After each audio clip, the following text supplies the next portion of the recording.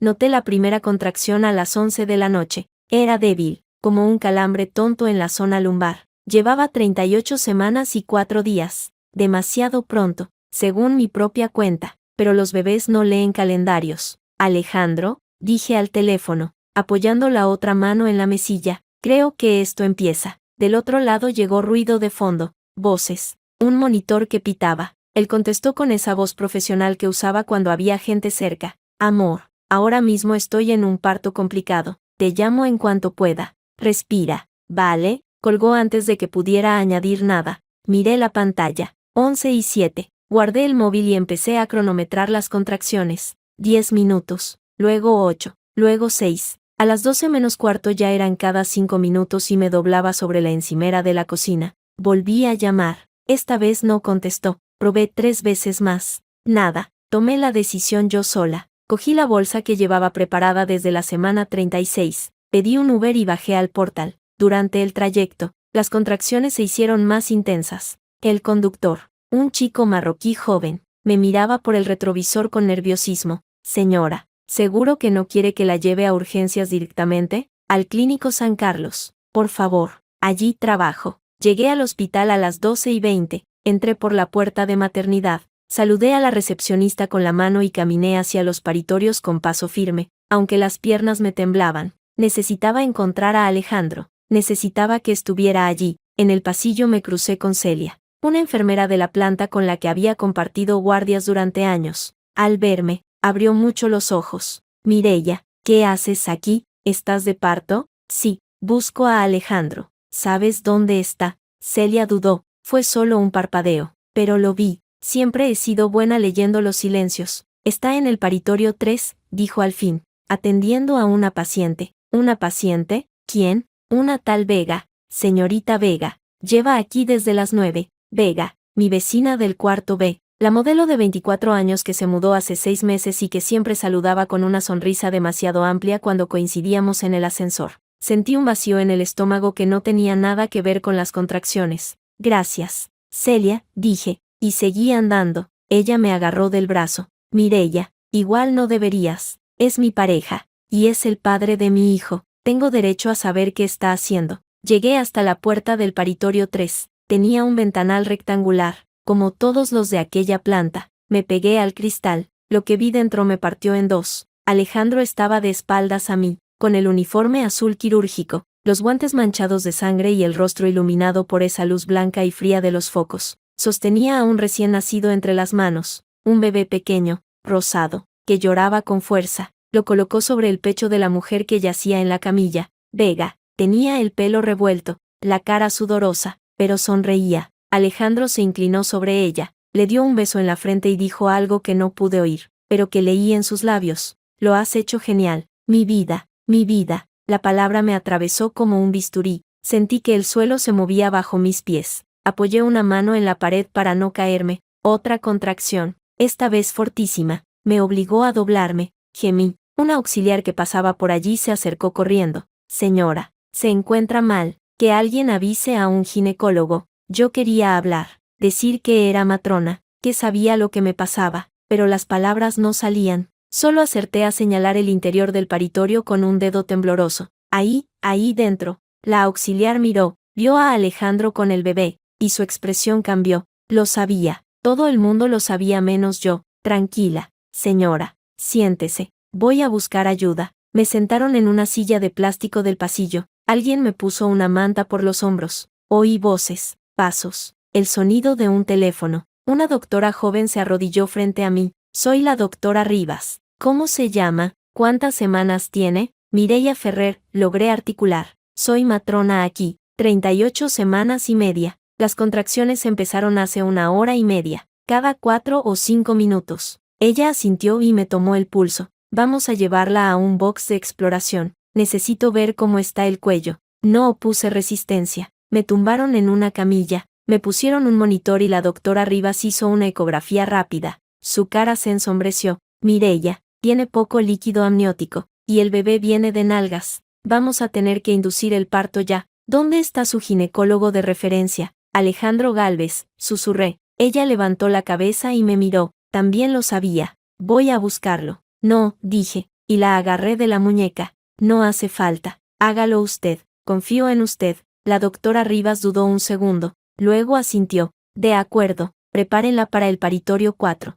Avisen a anestesia. Las siguientes horas fueron una mezcla de dolor físico y emocional tan intenso que apenas puedo recordarlas con claridad. Recuerdo haber gritado. Recuerdo haber llorado. Recuerdo haber llamado a Alejandro una y otra vez, incluso sabiendo que no iba a venir. Recuerdo a la doctora Rivas diciéndome que empujara, que ya casi estaba. Y entonces, a las 3:17 de la madrugada, nació Mateo. Pesaba 3 kilos 200 gramos. Medía 49 centímetros. Tenía el pelo negro y los ojos cerrados. Y cuando lo pusieron sobre mi pecho, dejó de llorar. Lo miré. Era perfecto. Era mío. Y en ese momento supe que nunca, jamás, permitiría que Alejandro le hiciera daño. La doctora Rivas me cosió el desgarro con manos hábiles mientras yo acunaba a mi hijo. Cuando terminó, se quitó los guantes y se sentó a mi lado. Mireya, ¿quieres que llame a alguien? ¿A tu madre? ¿A alguna amiga? A Laura, dije. Laura García, abogada. Está en mi lista de contactos. Rivas asintió y salió a llamar. 20 minutos después, Laura apareció en la puerta del box. Llevaba el abrigo mal puesto, el pelo revuelto y los ojos hinchados de sueño, pero cuando me vio sonrió. Joder, Mireya, podías haber avisado antes. Ha sido todo muy rápido. Se acercó, miró a Mateo y se le humedecieron los ojos. Es precioso. Se parece a ti. Gracias. Entonces ocurrió. La puerta se abrió de golpe y Alejandro entró como una exhalación. Todavía llevaba el pijama quirúrgico, manchado ahora de sangre seca. Olía a colonia barata y a sudor. Mireya, amor, acabo de enterarme. ¿Por qué no me avisaste? ¿Por qué no me dijiste nada? Levanté la vista. Lo miré fijamente. No sentí rabia. Sentí un vacío helado. Te avisé. Llamé 3 veces. Estabas ocupado. Él parpadeó. Incómodo. Hubo una emergencia. Una paciente complicada. No podía dejar el paritorio. Ya, la paciente complicada. Vega, la del cuarto B, la que acaba de tener a tu hijo. El silencio que siguió fue más pesado que cualquier grito. Alejandro abrió la boca, la cerró, la volvió a abrir. Mireya, escucha, no es lo que piensas. Ah, ¿no? Dije, y mi voz salió firme, sin temblar. Entonces explícamelo. Dime que no estabas besando a otra mujer mientras yo paría sola a tu hijo. Dime que no le has dicho mi vida a ella mientras yo perdía el líquido amniótico en un pasillo. Él dio un paso adelante, extendió una mano hacia Mateo. Déjame verlo. Es mi hijo también. Retiré al bebé instintivamente, pegándolo a mi pecho. No te acerques. Mireya, por favor, podemos hablarlo, podemos arreglarlo. Fue un error, una aventura tonta. Ella no significa nada. Una aventura, repetí, y esta vez sí sentí la rabia, ardiente, subiendo por la garganta. ¿Llamas aventura a tener un hijo con mi vecina mientras yo paría al tuyo completamente sola? ¿Sabes cómo me he sentido? ¿Sabes lo que es verte a través de un cristal, cortando el cordón de su bebé, mientras el nuestro estaba a punto de nacer sin su padre? Alejandro se pasó una mano por el pelo, hizo ese gesto suyo de fingir que estaba agobiado, que era la víctima. No fue planeado, fue un desliz. Ella se quedó embarazada y no quiso abortar. Yo no podía abandonarla, pero sí podías abandonarme a mí. No te he abandonado. Estoy aquí. Demasiado tarde. Laura, que había permanecido en silencio en un rincón, se levantó y se colocó entre nosotros. Alejandro, creo que deberías irte. Mireya necesita descansar. Él la fulminó con la mirada. Esto no es asunto tuyo, Laura. Acabo de hacer que sea asunto mío, respondió ella, sacando una tarjeta del bolsillo. Soy su abogada, y te sugiero que te marches antes de que llame a seguridad. Alejandro la ignoró y se dirigió a mí. Mireya, no seas así. Podemos llegar a un acuerdo, compartir la custodia, ser una familia moderna, tú, yo, Mateo, la niña de Vega. ¿La niña de Vega? Repetí, y una risa amarga escapó de mis labios. ¿Otra hija? ¿Cuántas más tienes repartidas por Madrid?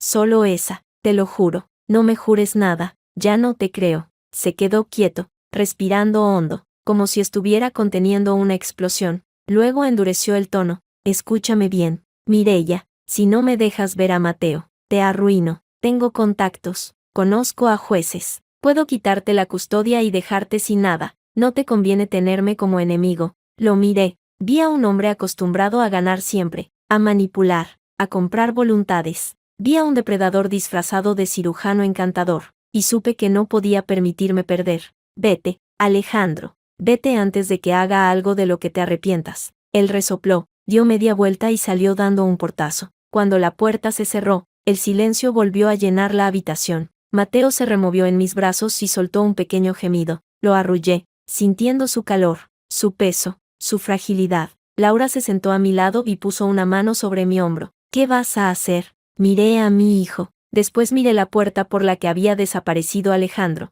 Va a cumplir su amenaza. Laura. Va a ir a juicio por la custodia. Va a usar su dinero y sus contactos para destrozarme. Lo sé. Por eso tenemos que adelantarnos. Saqué el móvil de la mesilla. Abrí la aplicación del registro civil. Mis dedos temblaban. Pero no dudé. Necesito borrar su nombre del certificado de nacimiento de Mateo. Laura abrió mucho los ojos. Mireya, eso es ilegal si no hay una orden judicial. Además, él puede impugnarlo. Que lo intente. Para entonces, yo ya tendré pruebas suficientes para enterrarlo. Empecé a escribir. Rellené los datos de mi hijo. Mateo, primer apellido, Ferrer, segundo apellido, Solís, el mío y el de mi madre, sin rastro de Alejandro Gálvez. Guardé el formulario. Lo envié. Hecho, dije, y solté el aire que había estado conteniendo. Ya no existe para nosotros. Laura me observó largamente. Sabes que esto es solo el principio, ¿verdad? Lo sé. Él no se va a rendir.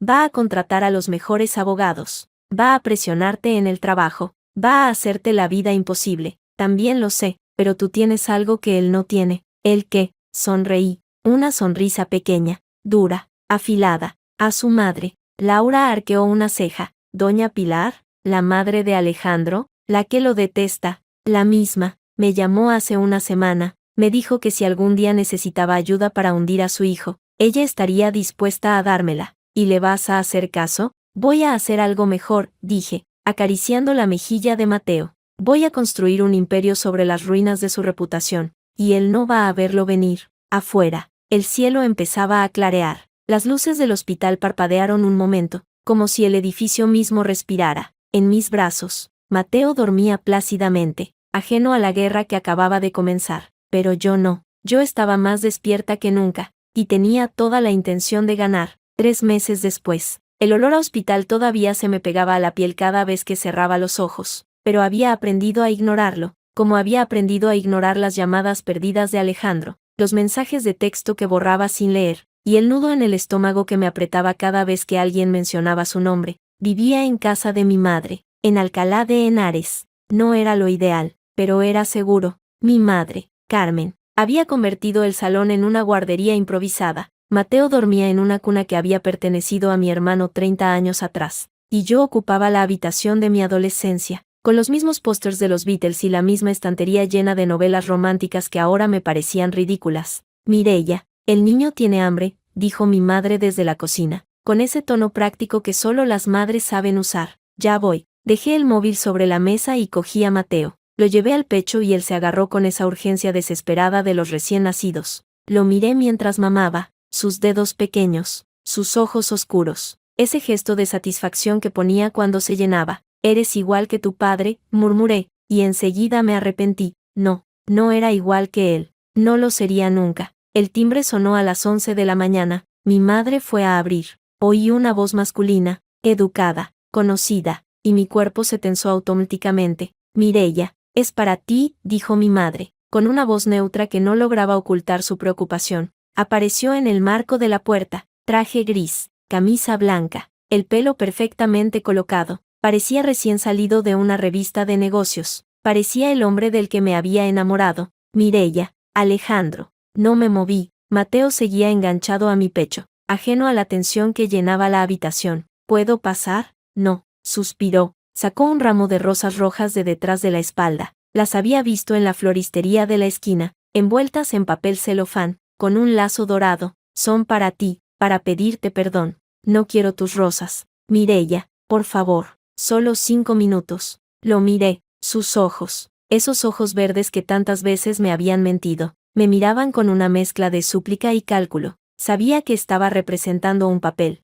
La pregunta era, ¿hasta dónde estaba dispuesto a llegar? Deja las rosas en el felpudo y vete. No voy a irme hasta que hablemos. Mi madre apareció detrás de él. con los brazos cruzados. Alejandro, te he dicho que no es buen momento. Carmen, respeto su opinión, pero esto es entre Mireia y yo. No hay nada entre nosotros, dije, y mi voz salió más fría de lo que esperaba. Tú lo rompiste todo cuando decidiste tener un hijo con mi vecina mientras yo estaba embarazada del tuyo. Alejandro apretó la mandíbula. Dio un paso adelante, ignorando la advertencia de mi madre. Fue un error estúpido. Ella no significaba nada para mí. Fue una aventura de una noche que se me fue de las manos. ¿Una aventura de una noche? Repetí, y sentí la risa amarga subirme por la garganta. Las aventuras de una noche no duran 9 meses. Alejandro, las aventuras de una noche no acaban en un parto. Ella se quedó embarazada a propósito. Me engañó, me dijo que tomaba la píldora. Y tú te lo creíste. Fui ingenuo.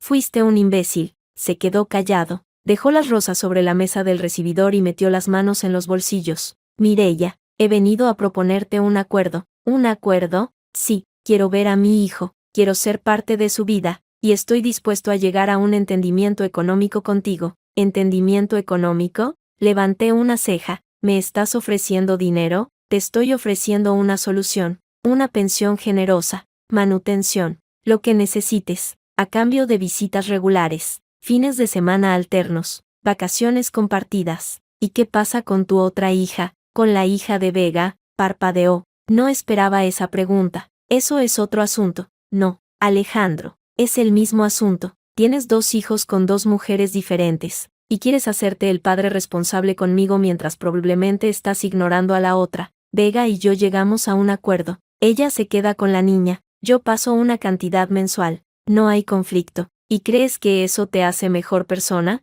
Creo que estoy intentando hacer lo correcto. Lo correcto, repetí, saboreando las palabras. Lo correcto habría sido decírmelo antes de que naciera Mateo. Lo correcto habría sido estar a mi lado cuando te necesitaba. Lo correcto habría sido no mentirme durante meses. Alejandro se acercó un paso más. Ahora estaba lo bastante cerca para que pudiera oler su colonia. La misma que usaba cuando nos conocimos. La misma que llevaba puesta la noche que nació Mateo. Mireia, no voy a rendirme. Voy a luchar por mi hijo. Y si no llegamos a un acuerdo, iré a juicio. Haz lo que tengas que hacer. ¿De verdad quieres llegar a eso? ¿Quieres que nuestros abogados se enfrenten en un tribunal? ¿Quieres que Mateo crezca sabiendo que sus padres se odian? Prefiero que crezca sabiendo que su madre tuvo dignidad a que crezca viendo a su padre como un ejemplo de hipocresía. Alejandro negó con la cabeza. Su expresión cambió. La máscara de arrepentimiento se desvaneció y dejó ver algo más duro, más frío. Escúchame bien, Mireia, he ido al registro civil, he presentado una demanda de filiación. En unos días, Mateo llevará mi apellido legalmente, y entonces empezaremos el proceso de custodia. ¿De verdad crees que un juez te va a dar la custodia después de lo que hiciste? Los jueces no juzgan la moral, juzgan los hechos. Y el hecho es que soy el padre biológico, tengo derechos. También tienes una condena por allanamiento si vuelves a entrar en mi casa sin permiso. Sonrió, una sonrisa tensa, forzada. Esto no se acaba aquí, Mireia, esto solo empieza. Dio media vuelta y salió. La puerta se cerró con un golpe seco. Mi madre se quedó mirando el batiente unos segundos. Luego se giró hacia mí. Ese tío está loco. No, mamá, está calculando. Dejé a Mateo en la cuna, ya dormido, y cogí el teléfono. Llamé a Laura. Ha venido. Lo sé, dijo ella al otro lado. Me ha llamado su abogado. Un tal Fernández Cuesta. Muy serio. Muy caro. ¿Qué quiere? Quiere un acuerdo extrajudicial, visitas supervisadas, pensión, y que retires cualquier acusación pública contra él. ¿Acusación pública? No he hecho ninguna acusación pública. Lo sé, pero él tiene miedo de que lo hagas. Sabe que tienes pruebas. ¿Qué pruebas? Las fotos de la clínica, los testimonios de las pacientes, la cuenta en Suiza. Me quedé helada. ¿Cómo sabes tú eso? Porque soy tu abogada y he estado investigando, y porque tengo un informante dentro de su propio despacho. ¿Un informante? Su secretaria. Se llama Patricia. Lleva 10 años trabajando para él y está harta de que la trate como a una mierda. ¿Y qué más sabe Patricia? Sabe que Alejandro tiene una cuenta en el Banco UBS de Ginebra con más de 2 millones de euros. Sabe que esa cuenta se alimenta de pagos de pacientes extranjeras que vienen a España a operarse de cirugía estética. Y sabe que algunas de esas pacientes son mujeres en situación irregular a las que él ha ayudado a conseguir papeles falsos a cambio de sexo. El estómago me dio un vuelco. ¿Estás segura? Patricia me ha enviado capturas de pantalla, correos electrónicos. transferencias, todo. ¿Y por qué no ha ido a la policía? Porque tiene miedo, y porque quiere asegurarse de que si habla, no le salpique a ella. Entonces tenemos que protegerla. Exacto. Por eso necesito que vengas a mi despacho mañana. Vamos a planificar nuestra estrategia. Colgué y me quedé mirando el techo. Mateo dormía plácidamente en su cuna. Mi madre fregaba los platos en la cocina. Afuera, el sol de junio calentaba las calles de Alcalá, pero dentro de mí, algo había cambiado. Ya no era la mujer que había llorado en un pasillo de hospital. Ya no era la novia engañada que había suplicado una explicación. Era otra cosa, algo más duro, más frío, más determinado. Alejandro quería guerra, pues iba a tenerla. Al día siguiente, fui al despacho de Laura. Estaba en el centro de Madrid, en una calle estrecha del barrio de las Letras. El edificio era antiguo, con una fachada de ladrillo visto y una escalera de madera que crujía al pisarla. Subí al tercer piso. Laura me esperaba en la puerta, con una taza de café en la mano y una sonrisa cansada. Pasa, siéntate. El despacho era pequeño pero acogedor.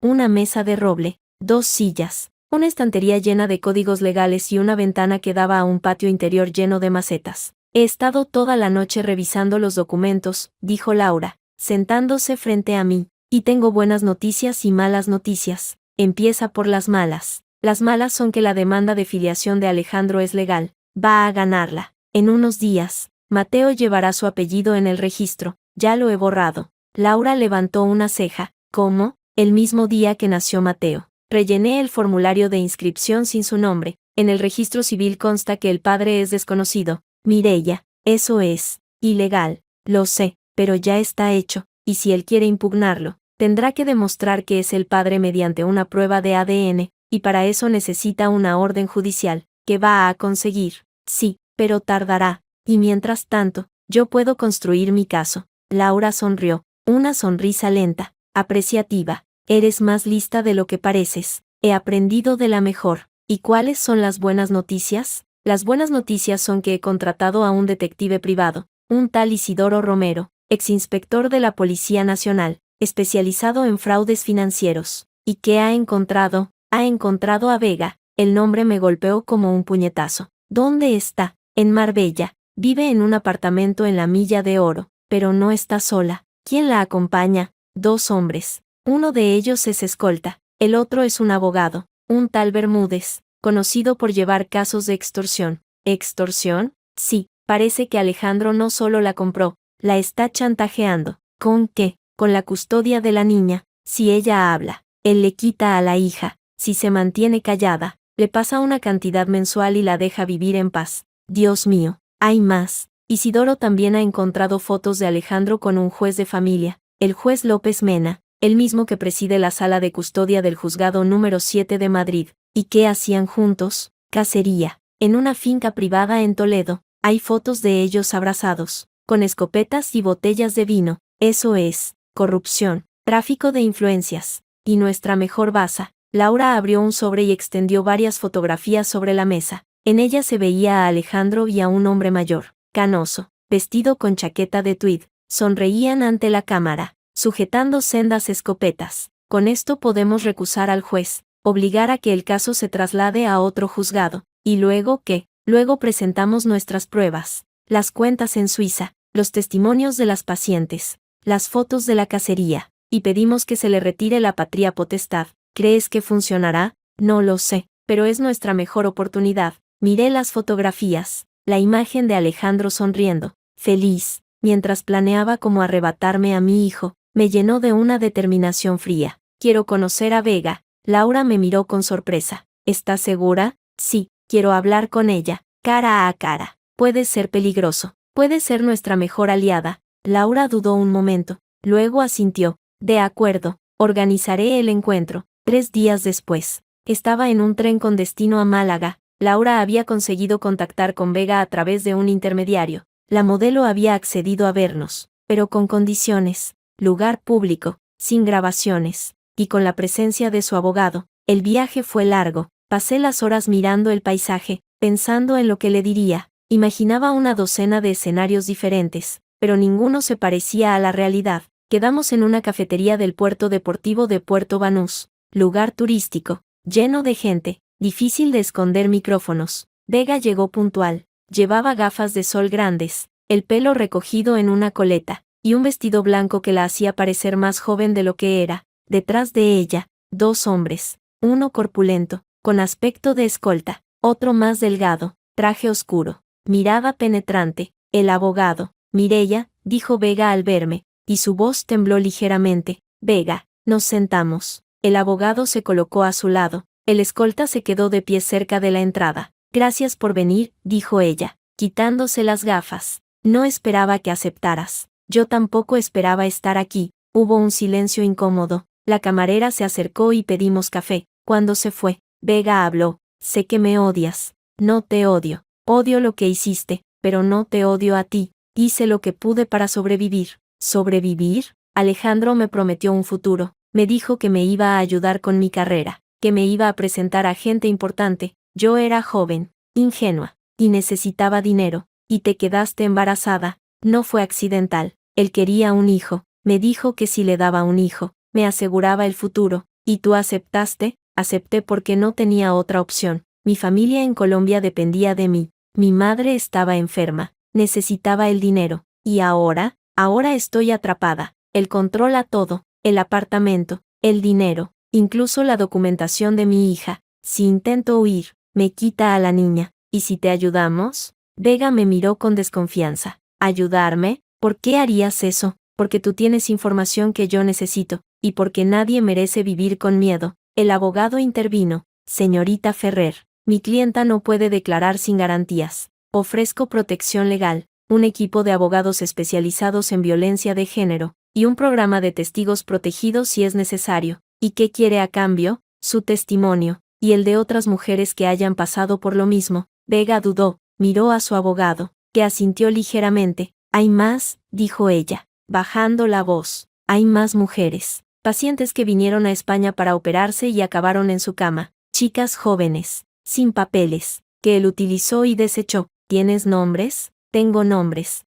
fechas, y pruebas, fotografías, grabaciones. ¿Grabaciones? Él era arrogante, se grababa con ellas, decía que era para su colección personal. El corazón me latió con fuerza. ¿Dónde están esas grabaciones? En una caja de seguridad, en un banco de Marbella. La llave la tengo yo. ¿Por qué no las has entregado a la policía? Porque tengo miedo. Si él descubre que las tengo, me mata. No te va a matar, porque vamos a actuar antes. Vega me miró largamente, sus ojos estaban húmedos. ¿De verdad puedes ayudarme? Puedo intentarlo, pero necesito que confíes en mí. ¿Confiar en ti? Sonrió con amargura. Tú eres la mujer a la que le robé el novio. Tú no me robaste nada. Él se dejó robar, y ahora vamos a devolverle el favor. Sacó una llave pequeña, dorada, del bolsillo de su vestido. La puso sobre la mesa. La caja está a nombre de mi madre, en el Banco Santander de Puerto Banús. La contraseña es 231.019. ¿Qué significa?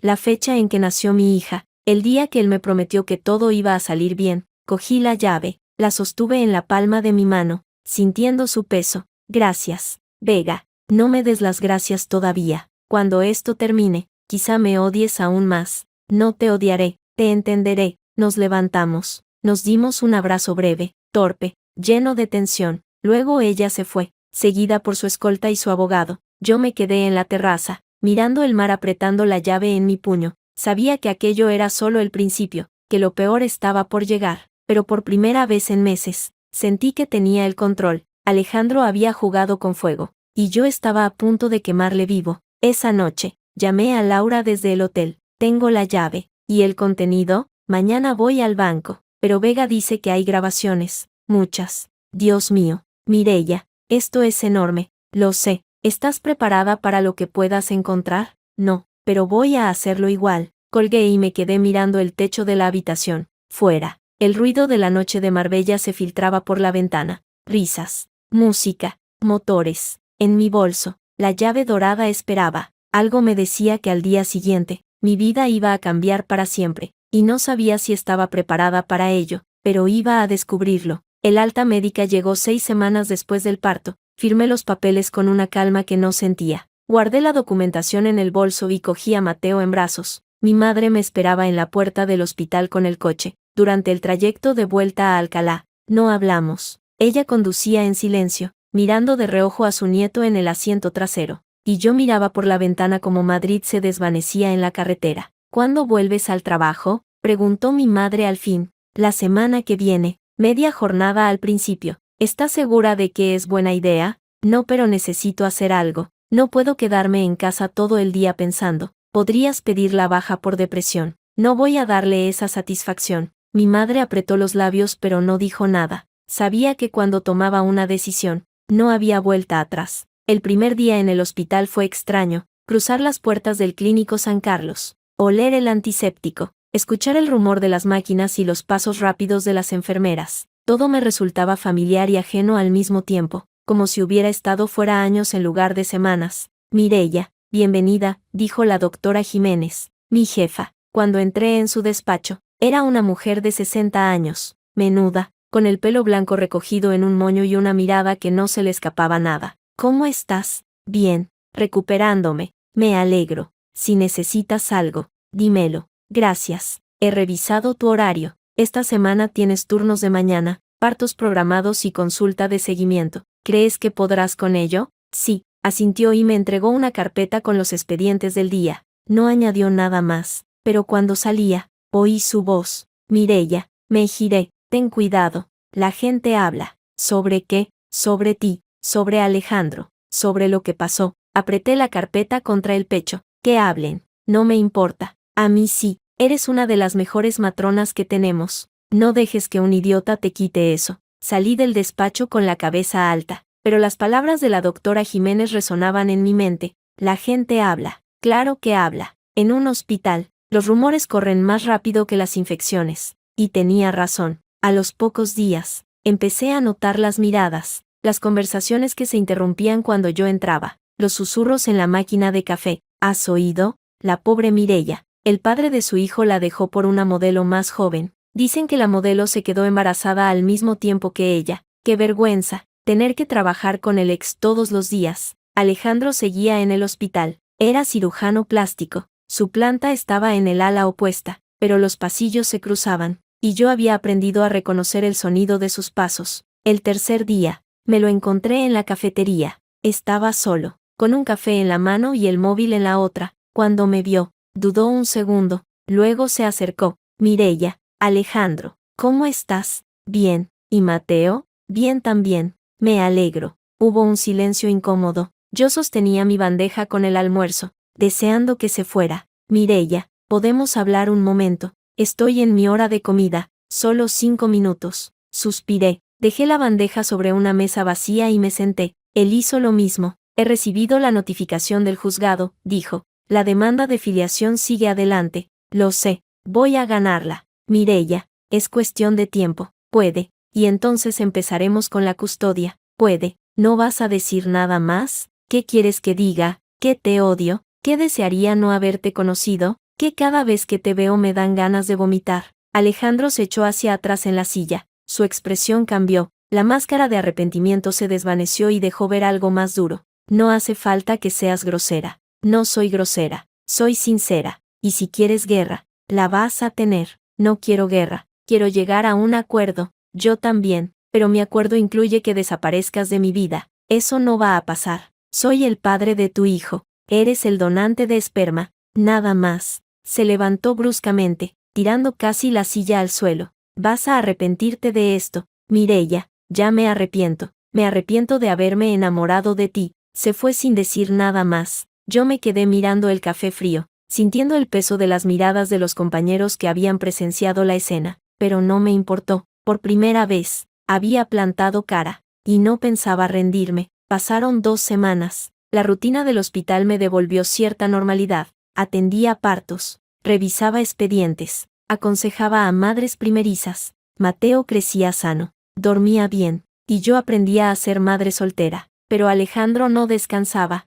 Cada semana llegaba una nueva notificación del juzgado. Cada semana, su abogado presentaba un nuevo recurso. La presión aumentaba, hasta que llegó el caso que lo cambió todo. Era un martes por la tarde. Estaba de guardia en la planta de maternidad cuando entró una ambulancia con una mujer en trabajo de parto avanzado. La paciente era rusa, joven, no tendría más de 25 años. Venía sola, sin acompañante, sin documentación. ¿Habla español? Pregunté mientras la colocaban en la camilla. Un poco, respondió ella, con un acento marcado. ¿Cuántas semanas tiene? 38. ¿Es su primer embarazo? Sí. ¿Tiene algún problema médico? Diabetes, hipertensión, alergias. Negó con la cabeza, pero sus ojos estaban llenos de miedo, un miedo que no era solo el dolor del parto. ¿Está sola? ¿Quiere que avise a alguien? No, no hay nadie. El padre del bebé bajó la mirada. No está. Algo en su actitud me inquietó, pero no había tiempo para preguntas.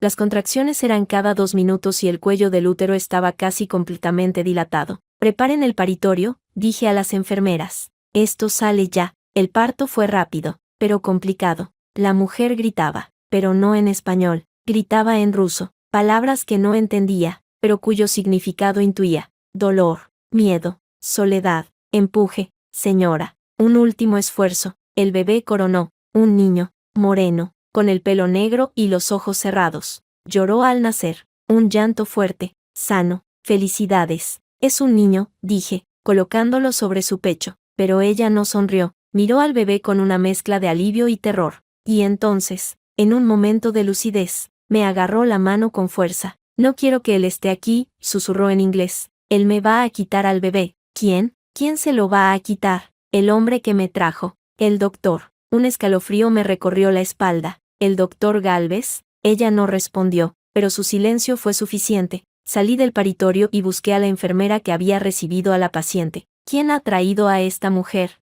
Un acompañante, un señor mayor. Dijo que era el tío. ¿Dónde está ahora? En la sala de espera. Fui a la sala de espera. Había un hombre de unos 50 años, traje oscuro, cara seria. Cuando me vio, se levantó. ¿La paciente? ¿Cómo está? Ha dado a luz. Madre e hijo están bien. Menos mal. ¿Puedo verlos? Lo siento. Solo familiares directos. Soy su tío. Necesito una identificación. El hombre dudó. Metió la mano en el bolsillo interior de la chaqueta y sacó una cartera. Me mostró un carné de identidad español a nombre de José Luis Martínez. Trabajo para el doctor Galvez, dijo, en voz baja. Él me pidió que la acompañara. ¿El doctor Galvez? ¿El cirujano plástico? Sí, la paciente es una conocida, ya veo. Devolví el carné sin comentar nada más, pero mi cabeza funcionaba a toda velocidad.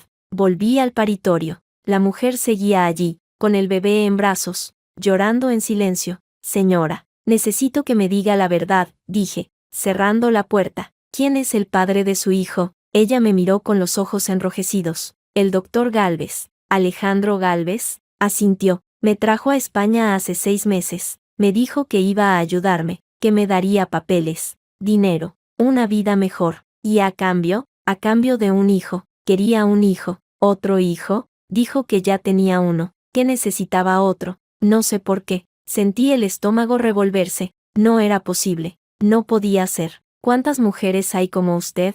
No lo sé. Muchas. Él tiene contactos en Rusia, en Ucrania, en Colombia. Mujeres pobres que necesitan dinero. ¿Y los bebés? ¿Qué pasa con los bebés? Los cría su madre, doña Pilar. Ella se queda con ellos. Doña Pilar, la madre de Alejandro, la misma que me había ofrecido ayuda. ¿Usted ha visto a otros niños? Sí, en la casa de la señora. Hay 3, 2 niñas y un niño. ¿Y usted quiere quedarse con su hijo? Sí, pero él dice que no. Dice que el niño es suyo, que yo solo soy la incubadora. Las lágrimas rodaban por sus mejillas. El bebé lloraba, pero ella no podía calmarlo. Estaba rota. No se preocupe, dije, poniendo una mano sobre su hombro. No voy a permitir que le quiten a su hijo. ¿Qué puede hacer usted? Más de lo que él cree. Salí del paritorio y llamé a Laura. Necesito que vengas al hospital. Ahora. ¿Qué pasa? He encontrado a otra mujer, otra víctima, otra Vega, peor. Es un vientre de alquiler. Y hay más niños. Hubo un silencio al otro lado. Dios mío. Mireya, ven, y trae a Isidoro. Necesitamos grabar su testimonio antes de que desaparezca. Voy para allá. Colgué y me quedé mirando el móvil. En la pantalla, una foto de Mateo sonriendo. Mi hijo, el hermano de todos esos niños que Alejandro había sembrado como semillas en cuerpos de mujeres desesperadas. Y entonces entendí algo que había estado evitando durante meses. Alejandro no era solo un infiel, era un monstruo, y yo iba a destruirlo. Laura llegó 1 hora después, acompañada de Isidoro, el detective. Subimos a una sala privada de la planta de maternidad. La mujer rusa, que se llamaba Natalia, nos contó su historia con detalles que me helaron la sangre. Había conocido a Alejandro a través de una agencia de modelos en Moscú. Él le prometió trabajo en España, un contrato, un visado, pero cuando llegó, la encerró en un piso en el centro de Madrid, le quitó el pasaporte, la obligó a mantener relaciones sexuales, y cuando se quedó embarazada, la trasladó a una clínica privada donde la mantuvieron sedada durante semanas. No recuerdo mucho del embarazo, dijo Natalia, con la voz rota. Me daban pastillas, dormía mucho. Cuando despertaba, estaba en una habitación blanca, sin ventanas. ¿Y el parto?, preguntó Laura. Lo planearon. Iba a ser en una clínica privada, con médicos de confianza, pero empecé con contracciones antes de tiempo. Me trajeron aquí porque era el hospital más cercano. ¿Y el acompañante? El tal José Luis, es el hombre que me vigilaba, siempre está conmigo. ¿Sabe que estamos aquí? No. Le dije que necesitaba ir al baño. La enfermera me ayudó a escapar. Isidoro sacó una grabadora. Natalia, ¿está dispuesta a declarar formalmente contra el doctor Alejandro Gálvez? Sí. ¿Sabe que puede haber consecuencias legales? Sí, pero prefiero ir a la cárcel a que mi hijo crezca sin mí. Isidoro pulsó el botón de grabar. Durante los siguientes 40 minutos, Natalia relató cada detalle, nombres, fechas, lugares, la agencia en Moscú, el piso en Madrid, la clínica privada en Pozuelo, la casa de Doña Pilar en La Moraleja. Cuando terminó, Laura apagó la grabadora y me miró. Esto es más grande de lo que pensábamos. Lo sé, no es solo trata de personas, es vientres de alquiler ilegales, es coerción, es esclavitud moderna, y Alejandro está en el centro de todo. Necesitamos más pruebas. Testimonios de otras mujeres, documentación de la agencia. Isidoro, dije, ¿puedes investigar la agencia en Moscú? Voy a necesitar tiempo y dinero. Tienes ambas cosas. Asintió, guardó la grabadora y salió de la sala. Laura se quedó conmigo. Mireia, esto es peligroso. Si Alejandro descubre que estamos investigando, que lo descubra. Cuanto más se acerque al precipicio, más fácil será empujarlo. ¿Y Natalia? ¿Qué hacemos con ella? Protección de testigos. Esta noche la trasladamos a un lugar seguro. ¿Y el bebé? El bebé se queda con ella. No voy a permitir que Alejandro se lo lleve. Laura suspiró. Sabes que esto va a ser una guerra. Ya lo es. Y yo pienso ganarla. Esa noche, después de asegurar a Natalia y a su hijo en un piso protegido, volví a casa. Mi madre me esperaba con la cena caliente y Mateo dormido en su cuna. Llegas tarde, dijo. Ha sido un día largo. ¿Quieres hablar de ello? No. Mireia, mamá, no puedo. No ahora. Ella asintió, comprensiva. Me sirvió un plato de sopa y se sentó a mi lado. Come. Mañana será otro día. Comí en silencio, mirando la pared. Mi mente daba vueltas a todo lo que había descubierto. Las mujeres, los niños, la red de trata, la casa de Doña Pilar, la madre de Alejandro, la mujer que me había ofrecido ayuda. ¿Sabía lo que su hijo hacía? ¿Era cómplice o víctima? Había llegado el momento de averiguarlo. Saqué el móvil y busqué su número. Lo había guardado después de su visita al hospital, sin estar segura de si lo usaría alguna vez. Marqué. Diga, respondió una voz femenina, educada, con ese tono distinguido de la alta burguesía madrileña. Doña Pilar, soy Mireia Ferrer. Hubo una pausa. Mireia, qué sorpresa. ¿Cómo estás? Necesito hablar con usted. Claro. ¿Cuándo? Mañana. En persona. ¿Tan urgente es? Sí. De acuerdo. Ven a mi casa, en La Moraleja. ¿Conoces la dirección? Sí. A las 11 de la mañana. Te espero. Colgó. Me quedé mirando la pantalla del móvil, sintiendo el peso de la decisión que acababa de tomar. Iba a enfrentarme a la madre de Alejandro. Iba a descubrir si era aliada o enemiga. Iba a poner todas las cartas sobre la mesa. Y si todo salía bien, iba a enterrar a Alejandro para siempre. La mañana amaneció gris sobre Madrid. Las nubes cubrían el cielo como una sábana sucia, y el aire olía a tierra mojada. Había llovido durante la noche, pero yo no lo había notado. No había dormido. Había pasado las horas mirando el techo,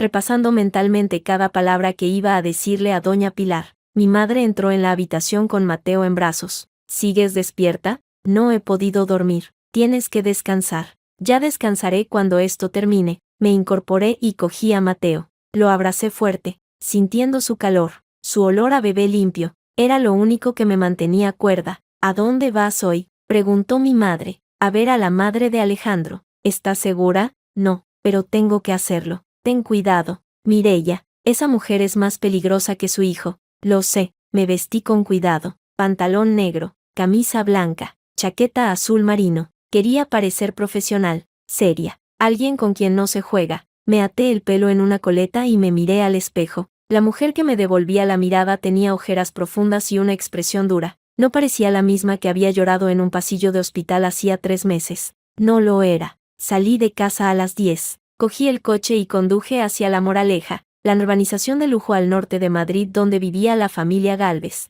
Era la primera vez que iba. Alejandro me había invitado varias veces durante nuestra relación, pero siempre había encontrado excusas para no ir. Intuía que aquel mundo no era el mío. Ahora entendía por qué. La casa de Doña Pilar era una mansión de estilo colonial, con jardines cuidados y una vereda de hierro forjado que rodeaba toda la propiedad. Aparqué frente a la puerta principal y llamé al interfono. Sí, dijo una voz de mujer. Soy Mireya Ferrer. Tengo una cita con Doña Pilar. Pase. El portón está abierto. Atravesé el jardín. Adelfas. Bugambillas. Una fuente de piedra en el centro. Todo perfecto, como de catálogo. Nada en aquella casa parecía real. La puerta principal se abrió antes de que llamara. Una empleada del hogar, uniforme gris y delantal blanco, me indicó que la siguiera. Doña Pilar está en el salón. Sígame, por favor. Atravesamos un recibidor amplio, decorado con cuadros de estilo clásico y muebles de caoba. El salón era enorme, con techos altos y una chimenea encendida que crepitaba suavemente.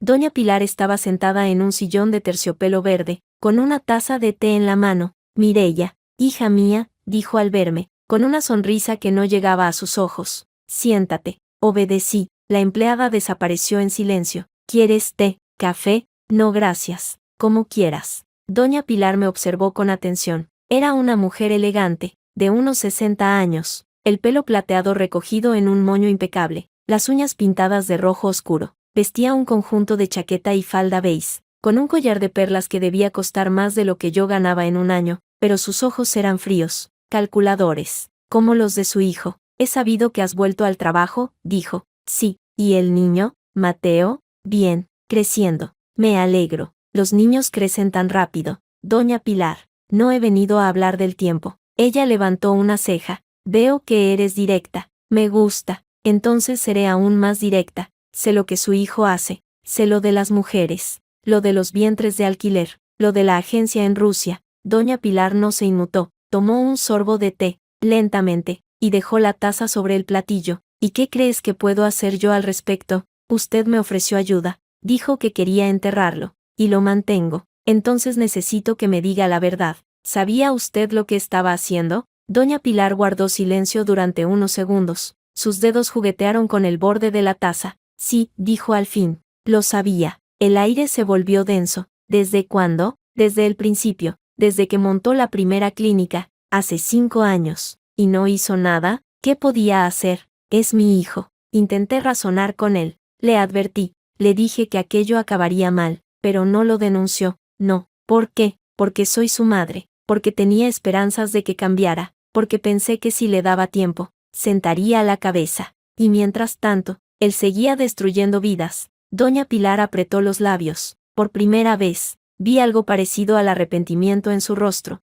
No sabía hasta qué punto. No sabía lo de las mujeres. Pensé que eran acuerdos consentidos, que las madres recibían una compensación justa. No lo eran. Eran mujeres secuestradas, engañadas, obligadas. Lo sé ahora. Lo he descubierto hace poco. ¿Y qué ha hecho al respecto? Contactarte a ti. ¿Por qué a mí? Porque eres la única persona que puede pararle. Porque te hizo daño. Porque tienes motivos para odiarle. ¿Y usted? ¿Por qué quiere pararle? Doña Pilar me miró fijamente. Sus ojos se humedecieron ligeramente. Porque me da vergüenza. Porque cada vez que miro a mi nieto, veo el reflejo de su padre. Y no quiero que crezca siendo como él. ¿Sus nietos? ¿Los hijos de esas mujeres? Sí, los tengo aquí, en esta casa. Sentí un escalofrío. ¿Cuántos? 3. 2 niñas y un niño, todos menores de 4 años. ¿Y las madres? Se fueron. Les pagué, les di dinero para que empezaran de nuevo. ¿Y usted se quedó con los niños? Alejandro me obligó. Dijo que si no los aceptaba, los entregaría a servicios sociales. O peor, dijo que los vendería. En el extranjero. a familias que no pueden adoptar legalmente. El estómago me dio un vuelco. Tuve que contenerme para no vomitar. Dios mío, por eso necesito tu ayuda, Mireia. No puedo seguir encubriendo esto, no puedo seguir siendo cómplice. ¿Y qué espera que haga yo? Que le denuncies, que presentes todas las pruebas, que le metas en la cárcel y tires la llave. ¿Y usted, está dispuesta a declarar? Doña Pilar dudó, solo un segundo, pero lo vi. Sí, incluso si eso significa que usted también puede ir a la cárcel, haré lo que sea necesario. La miré largamente, buscaba en sus ojos alguna señal de mentira, de manipulación, pero solo vi cansancio y miedo. Necesito ver a los niños. Ahora.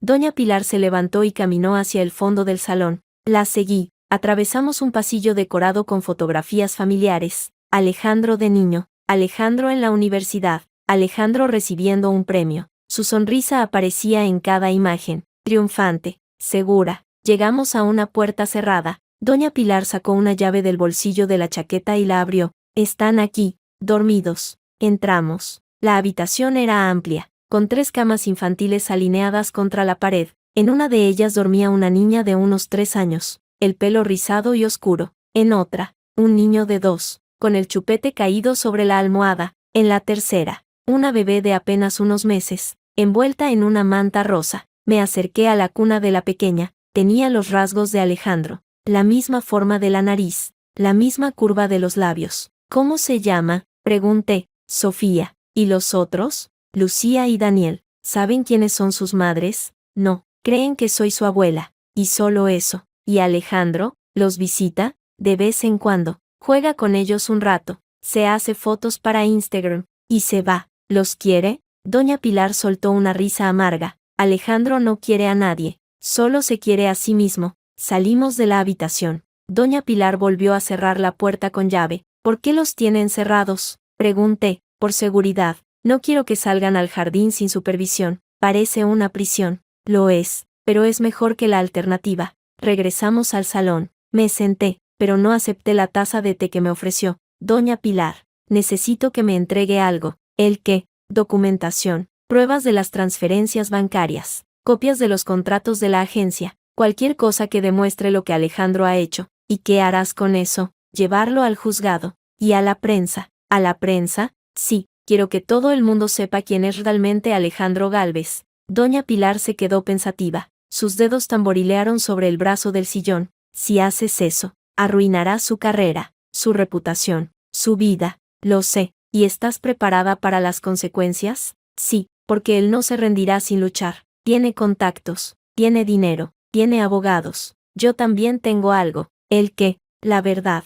Doña Pilar sonrió. Por primera vez. Una sonrisa genuina, sin reservas. Eres más fuerte de lo que pareces, Mireia. He tenido que aprender. Te ayudaré, te daré todo lo que tengo, pero a cambio, quiero una cosa, que, cuando esto termine, quiero que me dejes ver a Mateo, quiero conocer a mi nieto. ¿Por qué? Porque es mi sangre, y porque quiero redimirme, quiero ser la abuela que no fui para estos niños. La miré largamente, buscaba el engaño, la trampa, pero solo veía a una mujer mayor, cansada, arrepentida. De acuerdo, dije, cuando esto termine, podrá ver a Mateo. Gracias, pero si me traiciona, si intenta protegerse a costa mía, le juro que la destruiré también. No lo haré. Bien, me levanté. Doña Pilar hizo lo mismo. Te enviaré los documentos mañana por mensajero. Perfecto. Mireia, me giré. Ten cuidado. Alejandro es peligroso. Cuando descubra lo que estás haciendo, no dudará en hacerte daño. Ya me ha hecho daño. No puede hacerme más. Salí de la casa sin mirar atrás. El cielo seguía gris, pero la lluvia había cesado. Mientras caminaba hacia el coche, sentí algo que no había sentido en meses. Esperanza, pero también miedo, porque sabía que lo peor estaba por llegar. 3 días después, recibí el paquete, una caja de cartón marrón, sin remitente, depositada en el buzón de casa de mi madre. La abrí con manos temblorosas. Dentro había carpetas, documentos, fotografías, contratos firmados por Alejandro, transferencias bancarias a cuentas en Suiza, Panamá, Islas Caimán, correos electrónicos con la agencia de Moscú, listas de mujeres, con nombres, edades, países de origen, y una libreta, pequeña, de tapas negras, escrita a mano con la caligrafía de Alejandro. Era un diario. un registro detallado de cada mujer, cada embarazo, cada nacimiento, anotaciones frías, clínicas, como si hablara de animales de laboratorio. Natalia K., 25 años, Rusia, parto previsto, marzo, buena genética, pago acordado, 30.000 euros. María José G., 22 años, Colombia, parto previsto, julio, problemas hepáticos, considerar descarte. Ana L., 19 años, Ucrania, parto previsto, octubre, menor de edad, documentación falsa, riesgo alto, hoja tras hoja. La magnitud del horror se desplegaba ante mis ojos. No eran 3 mujeres, eran 12 mujeres traídas a España con engaños, utilizadas como incubadoras, y luego desechadas, y sus hijos, 8 niños, según el registro, algunos con doña Pilar, otros vendidos en el extranjero. Cerré la libreta, mis manos temblaban, no de miedo, de rabia. Mamá, llamé, ella apareció en la puerta de la cocina, con Mateo en brazos. ¿Qué pasa? Necesito que cuides de Mateo. Unos días. ¿A dónde vas? A la guerra. Llamé a Laura. Tengo las pruebas. Todo, contratos, transferencias, un diario personal. Es suficiente para condenarlo varias veces. Dios mío, Mireia, ¿cómo lo has conseguido? Su madre me lo ha dado. ¿Su madre? ¿Doña Pilar? Sí, no me lo puedo creer. Yo tampoco, pero es real. ¿Y ahora qué? Ahora vamos a la fiscalía, presentamos todo, y pedimos una orden de detención. ¿Estás segura? Una vez que hagamos eso, no hay marcha atrás. No quiero marcha atrás. De acuerdo, prepárate. Voy a buscar a un fiscal de confianza. Gracias, Laura. No me des las gracias. Esto es solo el principio. Colgué. Me quedé mirando la libreta negra, las carpetas, las fotografías. En una de ellas, Alejandro posaba sonriente frente a una clínica de cirugía estética. Parecía un hombre exitoso, feliz, dueño de su destino. Nadie imaginaba el monstruo que se escondía detrás de esa sonrisa, pero yo iba a mostrarle al mundo quién era realmente, y cuando terminara, no quedarían cenizas de su imperio. El día del juicio amaneció claro y frío, un cielo de noviembre, azul pálido, sin nubes, como si el invierno hubiera decidido esperar a que todo terminara. Me levanté a las 6, antes de que saliera el sol. Mateo dormía en su cuna, ajeno a lo que estaba a punto de ocurrir. Lo miré durante un largo rato, sintiendo el peso de la responsabilidad que cargaba sobre mis hombros. Hoy empieza todo, murmuré. Mi madre apareció en la puerta de la habitación, con una bata vieja y el pelo alborotado. ¿No has dormido? Un poco. Voy a hacerte un café. No tengo hambre. Da igual, hay que comer. Bajé a la cocina. El café humeaba sobre la mesa, junto a una tostada con mantequilla. Mi madre se sentó frente a mí, con las manos cruzadas sobre el mantel. ¿Estás nerviosa? Sí, es normal. No sé si voy a poder hacerlo. Mamá, claro que vas a poder. Has llegado hasta aquí. No es momento para rendirse. Y si pierdo, no vas a perder, porque tienes la razón, y porque eres más fuerte que él. La miré. Tenía arrugas alrededor de los ojos que no recordaba haber visto antes. El estrés de los últimos meses le había pasado factura, pero su mirada seguía siendo firme, como siempre. Gracias, mamá. No me des las gracias. Ve y haz lo que tengas que hacer. Me vestí con cuidado. Traje oscuro, camisa blanca, tacones bajos. Quería parecer profesional, seria, creíble. Me até el pelo en un moño apretado y me miré al espejo. La mujer que me devolvía la mirada tenía los ojos hinchados de no dormir, pero también una determinación que no había visto antes. Vamos allá. El juzgado de Plaza de Castilla estaba lleno de periodistas. Habían olido la sangre desde el primer momento. Un cirujano plástico de prestigio acusado de trata de personas, vientres de alquiler ilegales y corrupción de menores. La noticia había corrido como la pólvora. Laura me esperaba en la puerta, con una carpeta bajo el brazo y el pelo recogido en una coleta severa. ¿Preparada? No, pues finge que lo estás. Entramos. El murmullo de los periodistas se intensificó al verme. Las cámaras enfocaron mi rostro. Los flashes me cegaron por un instante. Laura me puso una mano en el hombro y me guió hacia el interior. La sala de vistas era amplia, con paredes de madera oscura y una fila de bancos para el público. Estaba llena. Familiares, curiosos, periodistas. Y allí, al fondo, sentado en el banquillo de los acusados, estaba Alejandro. Llevaba un traje azul marino, la camisa blanca impecable, el pelo perfectamente peinado. Parecía un hombre de negocios, no un criminal. Cuando me vio entrar, sus ojos se clavaron en los míos. No había arrepentimiento en ellos, solo desafío. Me senté en la primera fila, al lado de Laura. Detrás de mí, oí susurros. Es ella, la matrona, pobre mujer. ¿Cómo debe sentirse? Dicen que tiene pruebas de todo. El juez entró, todos se levantaron.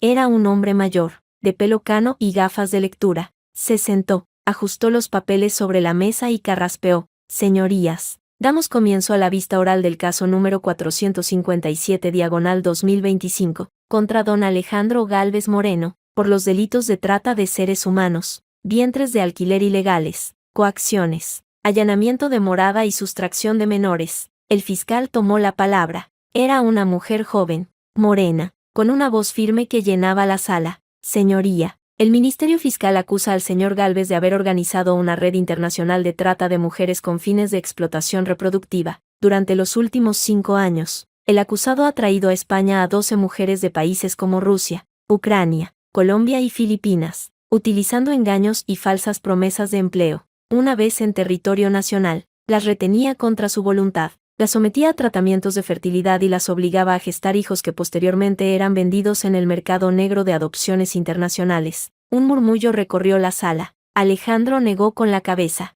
una sonrisa irónica en los labios. Su abogado, Fernández Cuesta, se levantó. Señoría, mi cliente niega categóricamente todas las acusaciones. No existe prueba alguna que demuestre que haya cometido los delitos que se le imputan. Las supuestas víctimas son mujeres que aceptaron voluntariamente un acuerdo de maternidad subrogada, perfectamente legal en otros países, y que ahora, por razones económicas, han decidido cambiar su versión. Miente, susurré. Laura me apretó la mano. Tranquila, déjalos hablar. La primera en declarar fue Natalia. Subió al estrado con pasos lentos, la mirada baja, llevaba un vestido sencillo, sin maquillaje, parecía una sombra de la mujer que había conocido en el hospital. Señora Natalia Kovalenko, dijo el fiscal, ¿puede contarnos cómo conoció al acusado? Natalia tragó saliva, su voz temblaba. Fue en Moscú, yo trabajaba como modelo, pero no ganaba suficiente dinero para mantener a mi familia. Un amigo me habló de una agencia que buscaba chicas para trabajar en España. Me prometieron un contrato, un visado,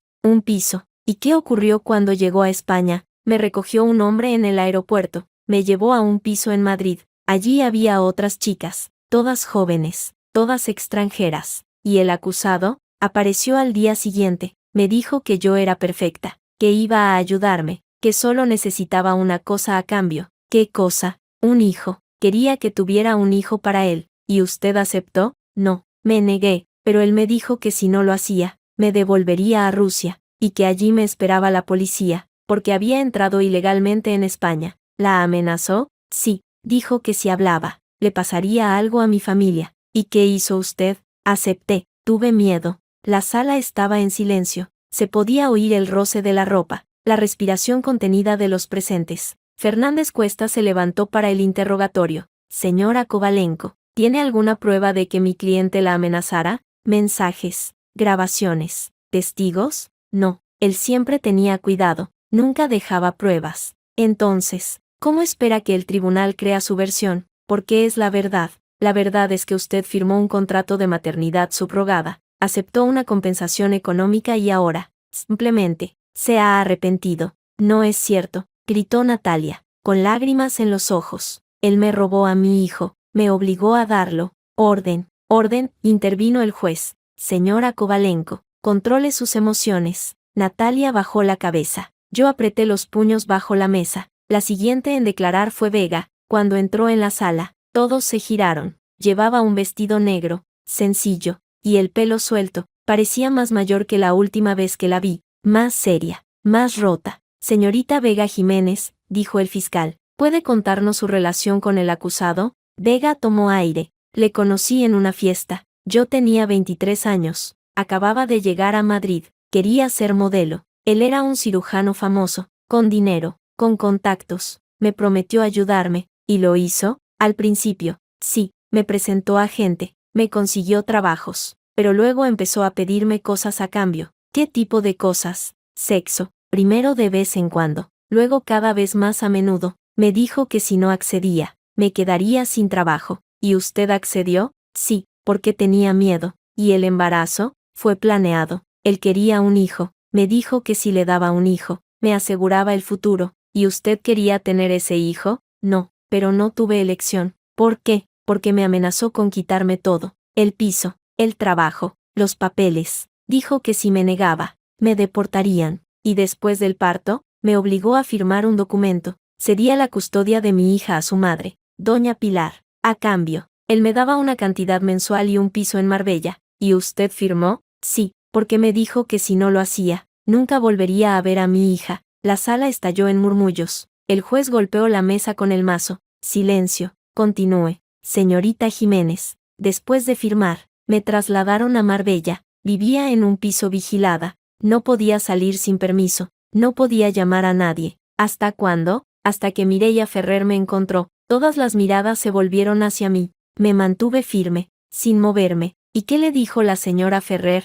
Preguntó el fiscal. Me ofreció ayuda. Me dijo que podía protegerme, que podía recuperar a mi hija. ¿Y usted la creyó? Sí, porque no tenía nada que perder. Cuando Vega terminó su declaración, el ambiente en la sala era irrespirable. Alejandro permanecía impasible, mirando al frente, como si todo aquello no fuera con él. Llegó mi turno. Caminé hacia el estrado con las piernas temblorosas, pero la cabeza alta. Presté juramento. Me senté. El fiscal comenzó las preguntas. Señora Ferrer, ¿puede contarnos su relación con el acusado? Fuimos pareja durante 2 años. Esperaba un hijo suyo. ¿Y qué ocurrió el día que dio a luz? Descubrí que él estaba en el paritorio de al lado, asistiendo al parto de otra mujer, la madre de su segunda hija. ¿Cómo se sintió? Destrozada, pero también aliviada, porque supe que no merecía estar con alguien así. ¿Y qué hizo después? Borré su nombre del certificado de nacimiento de mi hijo, consciente de que eso era ilegal. Sí, pero preferí enfrentarme a la ley antes que permitir que él tuviera derecho sobre mi hijo. Y después, empecé a investigar. Contraté a un detective, descubrí la red de trata, los vientres de alquiler, las cuentas en Suiza, y cómo obtuvo las pruebas, con la ayuda de su madre, doña Pilar Gálvez. Un nuevo murmullo recorrió la sala. Alejandro se giró bruscamente hacia su madre, que estaba sentada en la última fila, inmutable. ¿La madre del acusado colaboró con usted?, preguntó el fiscal. Sí, me entregó documentos, contratos, transferencias bancarias, y el diario personal de su hijo. ¿El diario? Sí, un registro detallado de cada mujer, cada embarazo, cada nacimiento, incluyendo los niños que fueron vendidos en el extranjero. ¿Tiene ese diario? Lo entregué al tribunal como prueba. El fiscal se acercó a la mesa del juez y recogió un documento plastificado. Señoría, solicito que este diario sea admitido como prueba. Admitido. Alejandro se puso en pie de un salto. Eso es falso. Ese diario no es mío. Mi madre lo ha falsificado. Siéntese, señor Gálvez, ordenó el juez. Es una conspiración. Todas están contra mí. Siéntese o lo expulsaré de la sala. Alejandro obedeció, pero su rostro estaba rojo de ira. Me miró con tal odio que sentí un escalofrío. Continúe. Señora Ferrer, dijo el fiscal. No tengo nada más que añadir. Las pruebas hablan por sí mismas. Gracias. Señora Ferrer, puede retirarse. Volví a mi asiento. Laura me sonrió. Lo has hecho bien. Todavía no ha terminado. El juicio continuó durante 2 días más. Declararon más testigos. La secretaria de Alejandro, Patricia, confirmó las cuentas en Suiza. Isidoro, el detective, presentó las fotografías de la cacería con el juez. Doña Pilar subió al estrado y confirmó cada uno de los documentos. Alejandro se derrumbó. El tercer día, el jurado emitió su veredicto. Señoría, el jurado declara al acusado, don Alejandro Gálvez Moreno, culpable de todos los delitos que se le imputan. La sala estalló. Gritos, aplausos, llantos. Yo me quedé sentada, sin moverme, sintiendo como el peso de los últimos meses se desvanecía lentamente. El juez dictó la sentencia. Condenó a don Alejandro Gálvez Moreno a 12 años de prisión por trata de seres humanos, 8 años por vientres de alquiler ilegales, 5 años por coacciones y 2 años por allanamiento de morada. La suma total de la condena asciende a 27 años de prisión. Asimismo, se le inhabilita para el ejercicio de la medicina durante 15 años y se le retira la patria potestad de todos sus hijos, incluido el menor Mateo Ferrer. Alejandro se desplomó sobre el banquillo. Su abogado intentó sostenerlo, pero él se derrumbó como un muñeco de trapo. Yo me levanté. Laura me abrazó. Mi madre, que había estado en la sala todo el tiempo, lloraba en silencio. Lo hemos conseguido, dijo Laura. No, lo he conseguido yo. Salí de la sala. Los periodistas me acosaron con preguntas, flashes, micrófonos, pero yo no dije nada. Caminé recto hacia la salida, con la cabeza alta, sintiendo el aire frío de noviembre en la cara. Cuando llegué a la calle, saqué el móvil. Había un mensaje de doña Pilar. Gracias por todo. Hoy empieza una nueva vida para todos. Cuida de Mateo. Y recuerda, eres más fuerte de lo que crees. Sonreí. Guardé el móvil. Miré al cielo. Por primera vez en mucho tiempo, sentí que podía respirar. Un año después, el calendario marcaba 15 de diciembre. Madrid amaneció cubierta por una capa de escarcha que hacía brillar las calles como si estuvieran pavimentadas de cristal. Yo estaba de pie frente al espejo del recibidor, ajustando los puños de la camisa, cuando oí la voz de Mateo desde la cocina. Mamá, ya. Sonreí. Tenía 1 año y medio, pero ya hablaba como si tuviera 5. Había heredado mi terquedad y la sonrisa fácil de mi padre. No de Alejandro, de mi padre, el que me había enseñado a plantar cara a la vida. Voy, cielo. Entré en la cocina. Mateo estaba sentado en su trona, con las manos llenas de puré de manzana y una expresión de satisfacción absoluta. Mi madre, a su lado, intentaba limpiarle la cara con una servilleta mientras renegaba entre dientes. Este niño es igual que tú. No hay quien lo pare. Menos mal. ¿Seguro que no quieres que te acompañe? Mamá, es solo el registro civil. Voy, firmo, y vuelvo. Ya, pero, tranquila, esto lo tengo que hacer yo sola. Me incliné y besé a Mateo en la coronilla. Olía a champú de bebé y a pan tostado. Mami vuelve enseguida. Pórtate bien con la abuela. Sí, mami, te quiero más. Salí de casa con el corazón latiendo más rápido de lo que quería admitir. El coche arrancó a la primera. El cielo estaba despejado, azul intenso, como si el invierno quisiera regalarme un buen día. Llegué al registro civil de la calle de la Princesa a las 10:30. El edificio era antiguo, de piedra gris, con una fachada que había visto pasar generaciones de bodas, nacimientos y defunciones. Subí las escaleras de mármol con paso firme. La sala de espera estaba casi vacía. Una mujer mayor con un ramo de flores, un hombre joven con un bebé en brazos, una pareja de novios que rellenaban formularios. Me acerqué a la ventanilla. Buenos días. Quiero solicitar un cambio de apellidos para mi hijo. La funcionaria, una mujer de unos 50 años con gafas de pasta, me miró por encima de ellas. ¿Tienes cita previa? Sí, Mireia Ferrer Solís. A las 11. Un momento, por favor. Esperé. Mis dedos tamborilearon sobre el mostrador. La mujer tecleó en el ordenador, consultó unos papeles, y finalmente asintió. De acuerdo, ¿qué cambio desea realizar? Mi hijo se llama actualmente Mateo Ferrer Solís. Quiero eliminar el apellido Ferrer y dejar solo Solís. ¿Ferrer es el apellido del padre? Sí. ¿Y el padre ha dado su consentimiento? No. El padre ha sido condenado por trata de personas y ha perdido la patria potestad. Tengo la sentencia judicial. Saqué la carpeta que llevaba en el bolso y extraje el documento. La funcionaria lo leyó con atención. Ya veo. Este es un caso especial. Necesitaré la autorización del juez de familia. La tengo. Le entregué el segundo documento. Ella lo leyó, lo comparó con el primero, y asintió. Todo está en orden. Voy a procesar la solicitud. Tardará unos minutos. No tengo prisa. Me senté en una de las sillas de plástico de la sala de espera. Crucé las manos sobre el regazo y cerré los ojos. Recordé aquella noche en el hospital, cuando borré el nombre de Alejandro del certificado de nacimiento.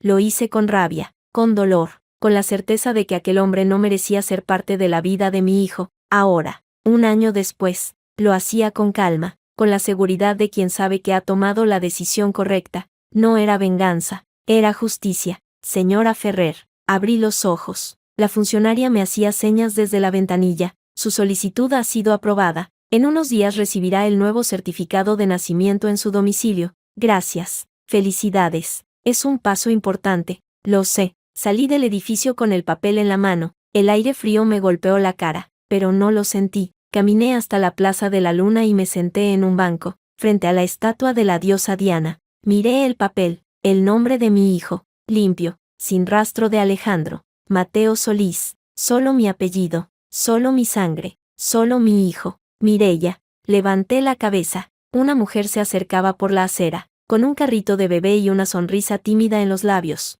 Llevaba el pelo corto, teñido de castaño, y un abrigo rojo que contrastaba con el gris del invierno. Vega, ¿qué haces aquí? Acabo de cambiarle el apellido a Mateo. He borrado a Alejandro para siempre. Vega asomó la cabeza por encima del carrito. Dentro, una niña de unos 15 meses dormía plácidamente, con el puño metido en la boca. Yo también he venido a hacer un cambio, dijo Vega. He recuperado la custodia de Sofía. Doña Pilar renunció voluntariamente. ¿En serio? Sí, dijo que ya había hecho suficiente daño, que quería empezar de cero. ¿Y tú? Yo también. Me he mudado a un piso en Vallecas. Trabajo en una tienda de ropa. No es gran cosa, pero es mío. Me alegro por ti. Gracias a ti. Si no me hubieras ayudado, tú también me ayudaste a mí. Tu testimonio fue clave para condenarlo. Vega sonrió. Una sonrisa triste, pero sincera. ¿Quieres tomar un café? Hay una terraza aquí al lado. Claro. Dejamos los carritos aparcados junto a la mesa y pedimos 2 cafés con leche. El sol de mediodía calentaba lo suficiente para estar al aire libre. ¿Cómo está Mateo?, preguntó Vega,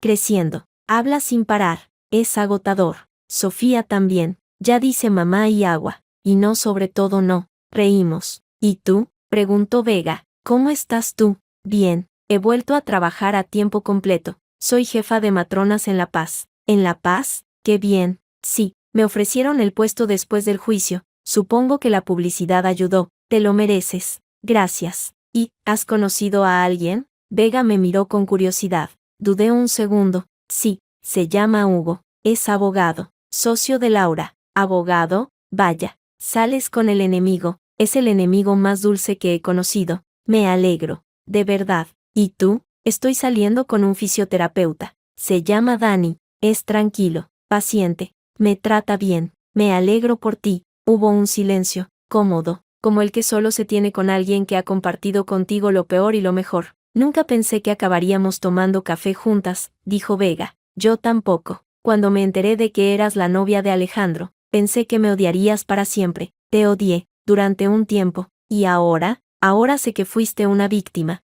igual que yo, quizá peor. Vega bajó la mirada. Todavía tengo pesadillas. A veces sueño que estoy encerrada en aquel piso, sin poder salir. Yo también tengo pesadillas. Sueño que estoy en el hospital, sola, y que él aparece y me quita a Mateo. Pero ya no puede. No, ya no puede. Terminamos el café. El sol empezaba a ocultarse tras los edificios. Tengo que irme, dijo Vega. Sofía se despierta siempre a las 2. Yo también. Mi madre me mata si llego tarde. Nos levantamos. Nos miramos. Y entonces, sin pensarlo, nos abrazamos. Fue un abrazo corto, torpe, pero sincero. Gracias, Mireia, susurró Vega. Gracias a ti. Cogí el carrito de Mateo y caminé hacia el metro. Antes de bajar las escaleras, miré hacia atrás. Vega todavía estaba allí, con Sofía en brazos, mirándome. Levanté la mano. Ella hizo lo mismo. Y entonces me fui. Llegué a casa a las 3:45. Mi madre me abrió la puerta con Mateo en brazos. ¿Qué tal? Bien, hecho. Y, ya no se llama Mateo Ferrer. Se llama Mateo Solís. Mi madre sonrió. Una sonrisa amplia, orgullosa. Me alegro. Era lo correcto. Lo sé. Hugo ha llamado. Dice que pases a recogerle a las 7, que os vais a cenar. Vale. ¿Estás bien? Sí, mamá. Estoy bien. Subí a mi habitación. Me tumbé en la cama y miré el techo. Mateo gateó hasta mí y se subió a mi pecho. Mami, ¿has ido a trabajar? No, cielo. He ido a hacer un cambio importante. ¿Qué cambio? Tu nombre. Ahora te llamas Mateo Solís. ¿Y papá? Me quedé helada. Nunca le había hablado de Alejandro. Nunca había sido necesario. ¿Papá? Repetí. Sí, el niño del cole tiene papá. Yo no. Tú tienes un papá, cielo, pero no vive con nosotros. ¿Por qué? Porque hizo cosas malas. Y tuvo que irse. ¿Volverá? No, no volverá. Mateo me miró con sus ojos grandes, oscuros, idénticos a los míos. Vale, entonces solo estamos tú y yo, y la abuela, y Hugo, y mucha gente que te quiere. ¿Y el Señor del cielo? ¿El Señor del cielo? Sí, el que cuida de la gente. Sonreí. Le besé la frente. Sí, también él. Mateo se quedó dormido sobre mi pecho. Yo acaricié su pelo, sintiendo su respiración tranquila, su calor. El móvil vibró sobre la mesilla. Lo cogí. Era un mensaje de Hugo. Esta noche te llevo a cenar a ese italiano que te gusta. He reservado a las 8. Te quiero. Sonreí. Iba a responder cuando otra notificación apareció en la pantalla. LinkedIn. Solicitud de amistad. Alejandro Gálvez. Desde la cárcel, me quedé mirando la pantalla durante varios segundos. Su foto de perfil era la misma de siempre, traje, sonrisa, fondo de clínica, como si nada hubiera pasado, como si no hubiera sido condenado a 27 años de prisión, como si no hubiera perdido a sus hijos, su carrera, su libertad. Moví el dedo sobre la pantalla, seleccioné bloquear usuario, confirmé, y luego borré la notificación. No sentí nada, ni rabia, ni tristeza, ni satisfacción, solo un vacío limpio, como una pizarra recién borrada. Alejandro ya no existía para mí, no existía para Mateo. Era un fantasma del pasado, una sombra que se desvanecía con el tiempo. Guardé el móvil, miré a mi hijo dormido. No necesitamos un rey, murmuré, somos nuestro propio reino. A las 8:45, Hugo me esperaba en la puerta de casa. Llevaba un abrigo gris y una bufanda de lana, y en la mano, una rosa blanca, para la mujer más valiente que conozco. Gracias. Cogí la rosa, la olí, olía a primavera, aunque fuera invierno. Lista, lista. Cenamos en un italiano pequeño, en una calle estrecha del centro. Hablamos de todo y de nada, del trabajo, de Mateo, de sus casos, de mis partos. Reímos, discutimos sobre política, brindamos con vino tinto. Hay algo que quería decirte, dijo Hugo, al final de la cena. Dime, he pedido una excedencia en el bufete. ¿Qué? ¿Por qué? Porque quiero montar algo propio, un despacho especializado en derechos de la mujer, violencia de género, trata, custodia. Eso es una locura. Lo sé, no, es increíble. Me inspiré en ti, en lo que hiciste, en cómo luchaste. Hugo, quiero que formes parte de él, como asesora, no como abogada, sino como experta. Tu experiencia como matrona, tu conocimiento del sistema sanitario, tu historia. Eres la persona perfecta. No sé qué decir. Di que sí. Lo miré. Sus ojos, marrones, cálidos, me miraban con una mezcla de admiración y amor que me hizo sentir que todo había valido la pena. Sí, sonrió. Me cogió la mano por encima de la mesa. Vamos a cambiar el mundo, Mireia. Ya lo estamos cambiando. Una semana después, recibí una carta oficial, papel sellado, membrete del Ministerio de Sanidad. La abrí con manos temblorosas. Estimada señora Ferrer Solís, por la presente, tengo el honor de comunicarle que ha sido seleccionada para formar parte de la Comisión Nacional contra la Violencia Obstétrica y la Explotación Reproductiva, en calidad de experta en obstetricia y derechos de la mujer. La primera reunión tendrá lugar el próximo 15 de enero en la sede del Ministerio. Rogamos confirmen su asistencia. Reciba un cordial saludo, FDO Ministra de Sanidad. Me quedé mirando la carta. Las palabras bailaban ante mis ojos. Mamá, llamé. Mi madre apareció en la puerta. ¿Qué pasa? Me han nombrado para una comisión nacional, contra la violencia obstétrica. ¿En serio? Sí. Mi madre se acercó, leyó la carta por encima de mi hombro, y rompió a llorar. Estoy tan orgullosa de ti. Gracias, mamá. No, gracias a ti, por no rendirte, por luchar, por ser quien eres. La abracé, largo, fuerte. Te quiero, mamá. Yo también, hija, yo también. Esa noche, después de acostar a Mateo, me senté frente al ordenador, abrí un documento nuevo, empecé a escribir. Mi nombre es Mireia Ferrer Solís, soy matrona, soy madre, soy superviviente. Esta es mi historia, pero sobre todo, es el principio de la suya. Miré la pantalla, las palabras brillaban en blanco sobre el fondo negro, sonreí, y empecé a escribir el primer capítulo de mi nueva vida. 3 años después, el despacho olía a café recién hecho y a papel nuevo. Las paredes, todavía blancas, esperaban los cuadros que Hugo había prometido colgar la semana que viene desde hacía 3 meses. Sobre la mesa, una pila de expedientes esperaba su turno. Yo estaba sentada frente al ordenador, revisando el informe de un caso, cuando la puerta se abrió. Mireia, tienes visita. Levanté la vista. Laura asomaba la cabeza con una sonrisa misteriosa. ¿Quién es? Sorpréndete. Entró una mujer, morena, delgada, con el pelo corto y una cicatriz fina que le cruzaba la mejilla izquierda. Llevaba un jersey de luna gruesa y unos vaqueros gastados. En brazos, una niña de unos 3 años, con el pelo rizado y los ojos grandes. Natalia, Mireia, nos abrazamos. Largo, fuerte, la niña se quejó entre nosotras. Perdona, dije, separándome. Pasa, siéntate. Natalia se sentó en la silla frente a mi mesa. La niña se bajó de su regazo y empezó a explorar el despacho con curiosidad infantil. ¿Quieres café? ¿Agua? Café. Sí tienes. Serví 2 tazas. Me senté frente a ella. ¿Cómo estás? Bien, mejor. ¿Y tu hijo? Iván está en el colegio. Le encanta. Saca buenas notas. Me alegro. Todo gracias a ti. No, gracias a ti, por tener el valor de hablar. Natalia bajó la mirada. Sus dedos juguetearon con el borde de la taza. He vuelto a Rusia. ¿Qué? Sí, el mes pasado. Fui a ver a mi madre. ¿Y cómo fue? Difícil. Ella no entendía por qué me había ido, por qué no la había llamado en todos esos años. ¿Se lo contaste? Todo. Le llevé fotos de Iván, le expliqué lo que había pasado, lloramos mucho, y ella, me perdonó, dijo que lo importante era que estaba viva.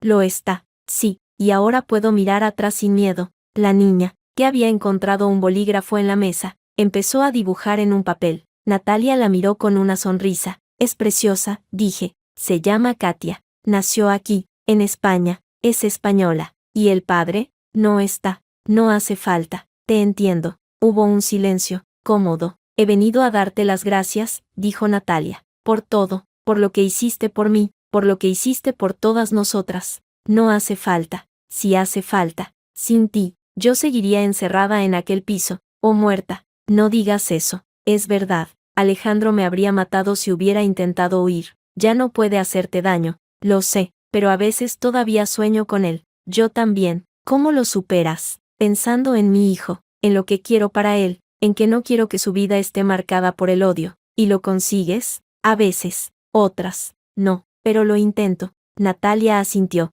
Se levantó, cogió a Katia en brazos. Tengo que irme. Iván sale del colegio a las 5. Te acompaño a la puerta. Caminamos juntas hasta la salida. Antes de irse, Natalia se giró. Mireia, dime, he conocido a un hombre. Es español. Trabaja en una fábrica. Me trata bien. Me alegro. No sé si estoy preparada para una relación, pero él es paciente. Date tiempo. Eso hago. Cuídate, Natalia. Tú también. Salió. La vi alejarse por la acera, con Katia en brazos, bajo el sol de marzo. Por un momento, recordé a la mujer que había conocido en el hospital, pálida, asustada, rota. Ahora caminaba erguida, con paso firme. Había sanado. Y yo también. Volví al despacho. Hugo estaba sentado en mi silla, leyendo el expediente que había dejado abierto. ¿Has visto a Natalia? Sí, ha venido a dar las gracias. Es buena señal. Lo es. ¿Cómo está? Mejor, mucho mejor. Hugo cerró el expediente y me miró. ¿Sabes qué hora es? Las 4:30. Pues cierra el ordenador. Hoy sales antes. Tengo trabajo. Siempre tienes trabajo,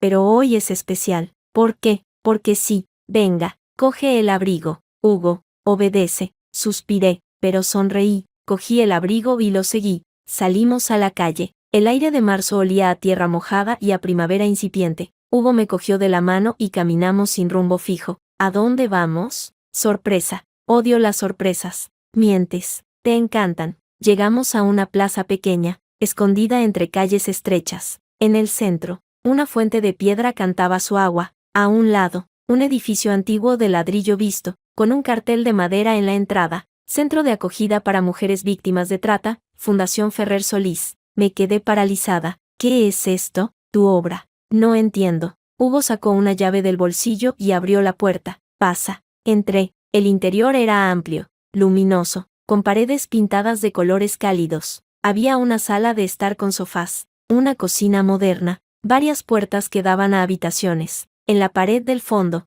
una placa de bronce. A todas las mujeres que lucharon, a todas las que vendrán, gracias por no rendiros. Hugo, ¿qué has hecho? No he sido yo, hemos sido todos. Laura, Isidoro, Doña Pilar, yo, pero sobre todo, tú. No tengo dinero para esto, no hace falta. La fundación está financiada por donaciones. Doña Pilar puso la mayor parte. El ayuntamiento cedió el edificio. Laura consiguió las licencias. Y yo, tú eres el alma, el nombre, la razón por la que existe. Las lágrimas empezaron a quemarme los ojos. No sé qué decir. Di que te gusta. Me encanta. Hugo me abrazó. Me quedé quieta un momento, sintiendo su calor, su olor a café y a jabón. ¿Por qué haces esto? Pregunté. Porque te quiero, porque creo en lo que haces, porque quiero que el mundo sea un poco mejor para Mateo, y para todas las Mateas del mundo, y para todas las Mateas del mundo. Nos quedamos abrazados en medio del centro vacío, rodeados de paredes que pronto se llenarían de risas. de llantos, de historias de mujeres que empezaban de nuevo.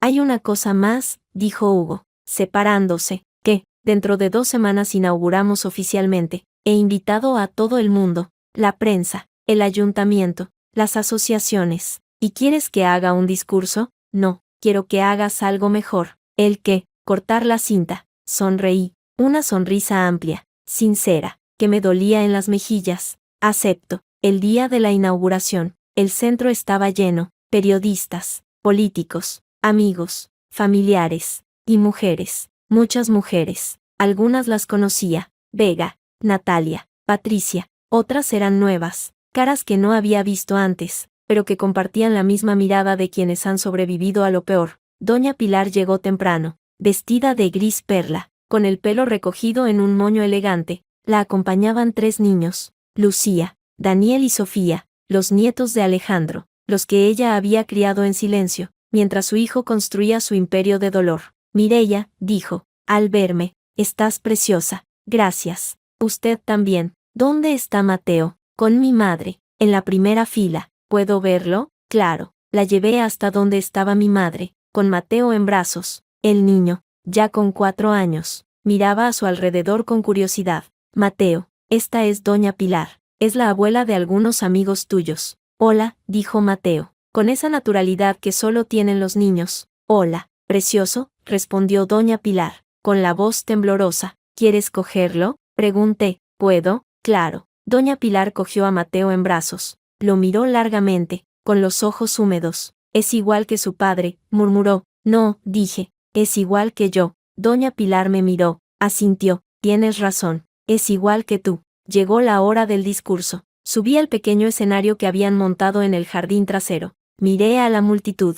Allí estaban todos. Mi madre, Hugo, Laura, Isidoro, Natalia, Vega, Patricia, Doña Pilar, y Mateo, sentado en el regazo de su abuela, mordisqueando una galleta. Buenas tardes, dije, y mi voz salió firme. Hoy es un día especial, no solo porque inauguramos este centro, sino porque demostramos que el dolor puede transformarse en esperanza. Hice una pausa, respiré hondo. Hace 4 años, estaba sola en un hospital, dando a luz a mi hijo mientras el hombre que decía amarme estaba en el paritorio de al lado, trayendo al mundo al hijo de otra mujer. En ese momento, sentí que mi vida se acababa, que no había salida, que el dolor era para siempre, pero no fue así, porque encontré fuerzas que no sabía que tenía, porque conocí a mujeres que, como yo, se negaron a ser víctimas, porque entendí que la única manera de vencer al miedo es enfrentarlo. Este centro es para ellas, para las que lucharon, para las que cayeron y se levantaron, para las que todavía están cayendo. Aquí encontrarán un hogar, apoyo, y sobre todo, la certeza de que no están solas. Gracias a todos los que hicieron esto posible, gracias a mi familia, por no soltarme nunca, gracias a Hugo, por creer en mí cuando yo dejé de creer, y gracias a Mateo, por enseñarme que el amor verdadero no duele, el amor verdadero salva. Bajé del escenario entre aplausos. Mateo corrió hacia mí y me abrazó las piernas. Mami, has hablado muy bien. Gracias, cielo. ¿Ya podemos comer pastel? Sí, ya podemos. Reí, lo cogí en brazos y caminé hacia la mesa donde esperaba la tarta. Detrás de mí, oí las risas, las conversaciones, el bullicio de la gente celebrando. El centro estaba vivo, las mujeres que habían sufrido empezaban a sanar. Y yo, Mireia Ferrer Solís, matrona, madre, superviviente, estaba exactamente donde debía estar. Esa noche, después de que todos se fueran, me quedé sola en el centro. Las luces estaban apagadas, pero la luna llena entraba por los ventanales, bañando el suelo de plata. Caminé por las habitaciones vacías, toqué las paredes recién pintadas, imaginé las camas, las mesas, las fotos que las mujeres colgarían en las paredes. En la última habitación,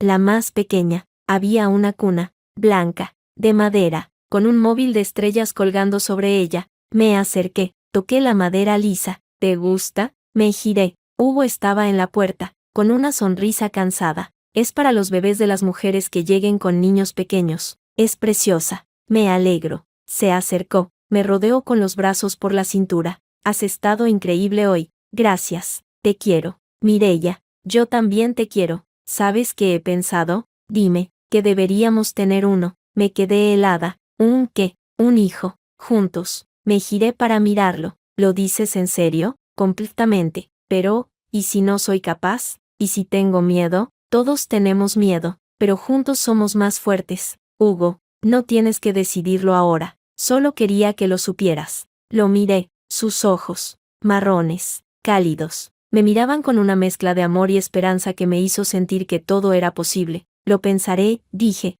es suficiente. Apoyé la cabeza en su hombro. La luna seguía brillando, la cuna seguía esperando, y yo, por primera vez en mucho tiempo, sentí que el futuro no daba miedo. El futuro era una promesa, y yo estaba lista para cumplirla.